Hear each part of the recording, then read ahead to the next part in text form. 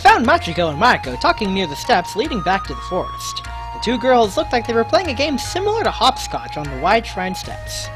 It was time for me to figure out how to convince the girls. Ah, Taka-kun, is everything alright? You look worried. Sayuri told me something interesting. Oh, what is it? Did she tell you Ane-sama's bust size? Mayako! Owie! Oh no, nothing like that. And even if she offered to, I would have said no. I'm a gentleman after all. She told me about some recent events, and I think I found a way to get you both accepted by the village. Wait, what? What did she tell you? Shino has not told us a thing. She didn't go into too many details. She just told me that some wild spirits caused a lot of trouble for the villagers and gave you guys a bad reputation. If we can convince the villagers that the other spirits are just playing, maybe we can figure out a way to protect them. And if you show up to help, maybe they'll warm up to you. Yay! That'll work for sure! Tsuchan and Takani are so smart!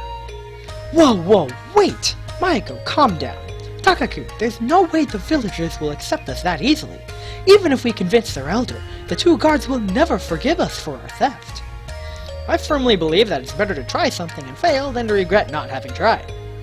I mean, those girls will probably be upset, but maybe they would be more willing to listen to your story if we were to save the village.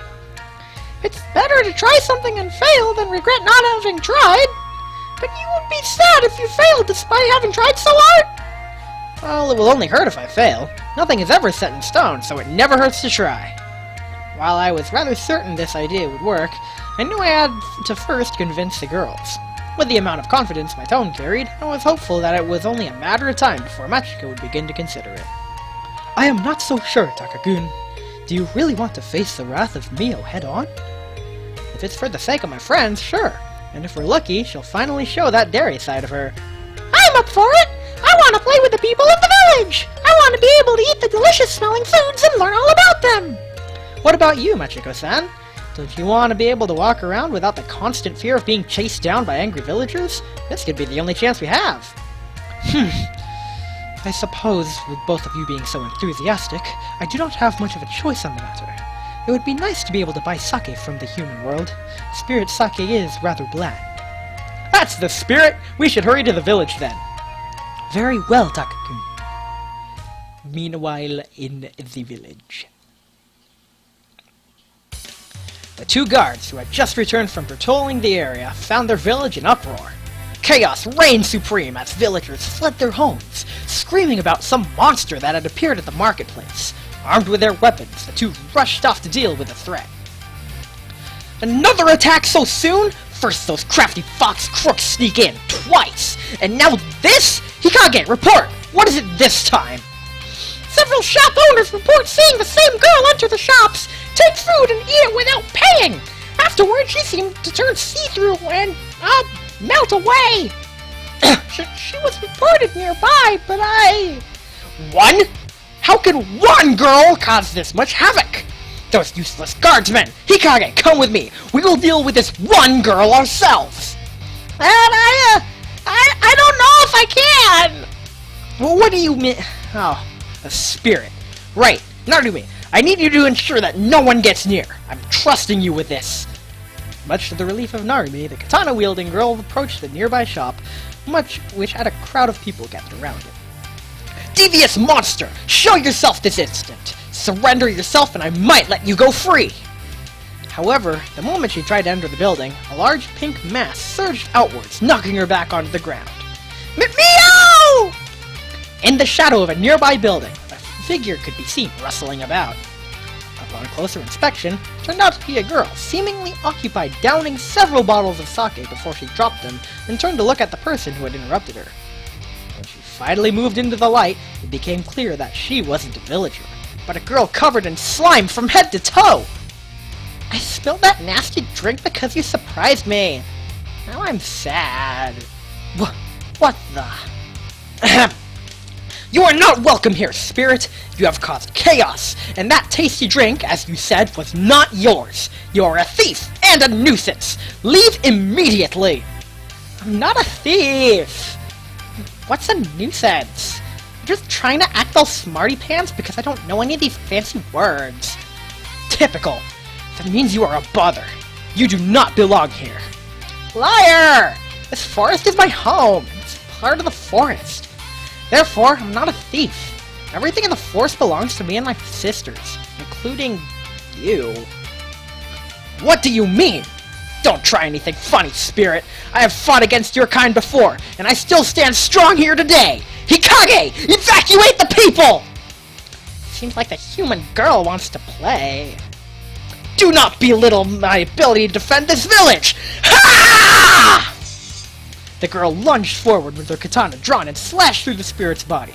However, the part that was sliced through sealed up almost as quickly, rendering the attack completely ineffective. That tickles! With the sword stuck inside the slime girl's body, the spirit quickly lashed forwards, spraying several jets of a slimy substance at the female guard, who soon discovered that her clothes began to melt away. Let's see how confident you are without your sword. And clothes! Humming the last part with a childish playfulness, the slime girl pushed the swordsman down into the grass, the slime that had been splattered onto her starting to harden, causing her to stick to the ground. Ah! What the? Let me go! Cheater! Devious fiend! You're the one who tried to use a sword against me. Does she know that girls like me can easily avoid such things? Besides, this way I can continue eating in peace. Now, be a good girl, and stay there while I grab more yummies. Never! I will not rest until you have been vanquished! Damn you! It's useless. Once my slime hardens, puny human like you won't be able to break out of it, especially when it's powerless without a sharp stick. I assure you, I am more than just a monkey with a sharp stick, and you will never break my stamina! You will not make me silent! Ah! Mio struggled, clenching her fists in an effort to try and free herself. The slime cracked here and there, but nothing indicated it was ready to yield. Yes, yes. You're a stuck monkey, but you're kinda loud.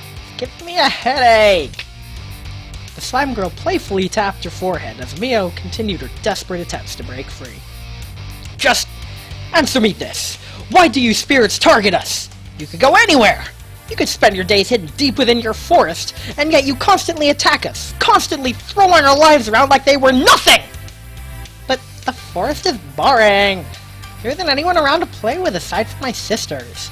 You humans are just such a curious bunch. It's so fun when you all raise your swords, torches, and pitchforks whenever we visit. You know what else isn't fun? Having to rebuild our homes every time you visit! We do not want our lives ruined every time you're feeling bored and wish to play. We are not toys, you monster! We are humans, proud and wise, strong beings with souls and minds! We will not stand by idly as you terrorize our people! I'm not too sure about pride and strength. You do realize that, if it wasn't for my slime, you'd be giving the villagers a show they wouldn't soon forget, don't you? That's not... You're the one who... My clothes are... That's not important right now. If it wasn't for this goo, I would have my clothes on. Fiend! Monster! Bratty little... thing! Oh, so you want me to remove my slime? Guess you are kind of annoying, with your nagging and all. Maybe I need to punish you a bit. The slime girl smiled mischievously at Mio as the slime that covered the girl started to compress, almost painfully so. This... nothing compared to what the village has had to endure! I only came by to get some yummies. You're the one who decided to make a show out of it. You took from many shops without paying for it? Actually, maybe I should wrap you up in a cocoon and drag you back to my home. Then I won't have to visit the village to play with someone. If that's what it takes, I would do anything to protect this village, and the people in it. If you promise me that you will not return to the village, then you aren't exactly in a position to make demands. Stop! You can't go in there! There they are! Maiko-chan, go! Use your magic! Right! The sound of running footsteps came from the crowd, when suddenly the slime girl felt her body growing warmer, small flame sparks seemingly floating around her body, causing her body to slowly melt. At the same time, from amidst the crowd, 3 figures appeared to keep the slime girl from her prey. 2 fox spirits, one muttering an incantation of sorts, while the other was holding some sort of ritualistic staff. Trailing behind them was the Naginata-wielding guard, accompanied by a young man. "Please, Narumi-san, we're trying to help! I don't want to have to stop you!" If you think you can save Mio, then okay, just know that if any funny business goes down, I will chop your head clean off! Right. I hope the girls know what they're doing. Sakura, what are you doing here? You! Fox! While the slime girl was being distracted by the fox spirits, I ran over to Mio's side, using all my strength to pull up the slime that covered her. However, all I seemed to manage was a slight tear. Freeing the girl was clearly going to take a while. They're here to help, so use your energy for something useful, like getting rid of this damn slime! Ah! Machiko, have you come to play as well? Please, tell your sister to stop the spell. It feels rather tingly. Mayako, keep up the good work. No, Sakura, I have not come to play. You are a fool, a bubble-brained moron. Why are you harassing the villagers? If you wanted food, you know you could have come to the mansion. Meanie Machiko! You can't tell me what to do? Not to mention, the food from the villagers tastier than the fruit at your place. Besides, I just wanted to play with them a bit. Then they started screaming, and this monkey girl with her sharp stick tried to scare me away. I will not stand for these insults! Just you wait till I am free! Anisama! The spell is almost done! If I keep going on, it might... Just a little more, little one. Sakura, I do not wish for this to end this way. You know what will happen if Maiko's spell is allowed to continue. You might get stuck in your midget form for a long time, and I am certain you do not want that. Leave this village, please. You're gonna melt me? That's unfair! My sisters won't be happy to hear Machiko and Maiko decide with these silly humans, when all I was doing was having some fun.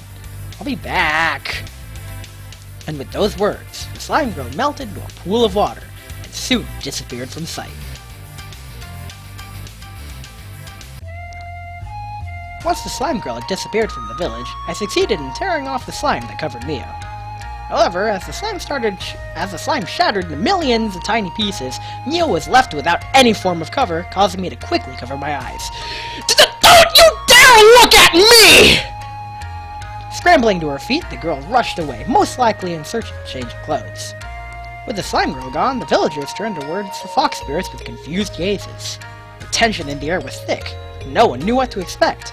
Finally, a familiar figure emerged from within the crowd. It is a pleasure to finally meet you again, Takahiro. Even if the circumstances could have been better. What are you saying, Elder? That man is clearly in cahoots with the spirits. Wait a second, these girls just wanted to help! Anisama! My head hurts! It's okay, dear. I'm here. Just hold on to me tightly. I'll protect you, and so will Takaku. It's a trap! Silence! How dare you act with such hostility towards those who just saved your lives? The crowd seemed rather startled by the firmness in the old man's voice, but soon obeyed, some of them feeling rather ashamed all of a sudden. It is clear that you and your companions did not come here with ill intentions, Takahiro-kun. I must ask you to forgive the people for their nervousness and hostility. As you most likely have noticed, contact between the spirits and humans has been rather problematic at best. I understand their concern, but will you at least hear me out? Very well. If that is what you desire, then it will be at least we can do for those who helped save the village upon this day. However, let us wait for the chief to return. I believe it will be most important for her to hear what you have to say. I'll go find her, Oji-sama! Feeling grateful that the elder had granted me the chance to carry out my plan, we waited for Mio to return. Thankfully, the elder brought us somewhere private where Machiko could tend to Mayako without the villagers looking in on contempt.